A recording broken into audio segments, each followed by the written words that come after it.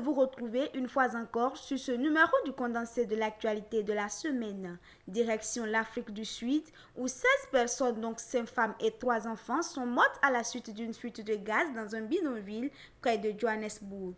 La catastrophe survenue dans la nuit de mercredi à jeudi serait liée à des activités minières illégales. Parlons santé dans ce résumé de l'actualité. Quelques 18 millions de doses du premier vaccin antipaludique RTSS vont être acheminées dans 12 pays d'Afrique jusqu'en 2025 selon une annonce faite mercredi par l'Organisation mondiale de la santé OMS, l'UNICEF et l'Alliance du vaccin.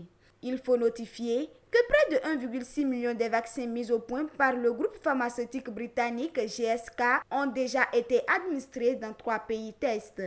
Autre information, en Tunisie, plusieurs migrants africains sont expulsés de la ville de Sfax, la deuxième ville tunisienne. En effet, depuis plusieurs semaines, le pays connaît des violences entre migrants et habitants.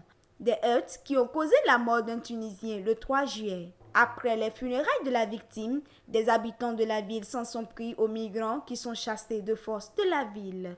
Au Burkina Faso, une quinzaine de civils ont été tués mercredi dans une attaque de djihadistes à Sorga dans l'est du pays. S'en est suivi un départ massif des habitants fuyant les incursions des groupes armés. Pour finir, l'ex-président ivoirien Laurent Gbagbo ne pourra pas voter pour les prochaines élections locales prévues le 2 septembre en Côte d'Ivoire, alors que son parti, le Parti des peuples africains Côte d'Ivoire, PPACI, avait jusqu'au 1er juillet pour déposer un dernier recours pour la réintégration de l'ex-président sur la liste électorale auprès du tribunal administratif, ce qui n'a pas été fait. Il ne pourra donc pas participer aux élections prochaines. Merci d'avoir suivi ce résumé de l'actualité de la semaine. On se retrouve la semaine prochaine pour un autre numéro.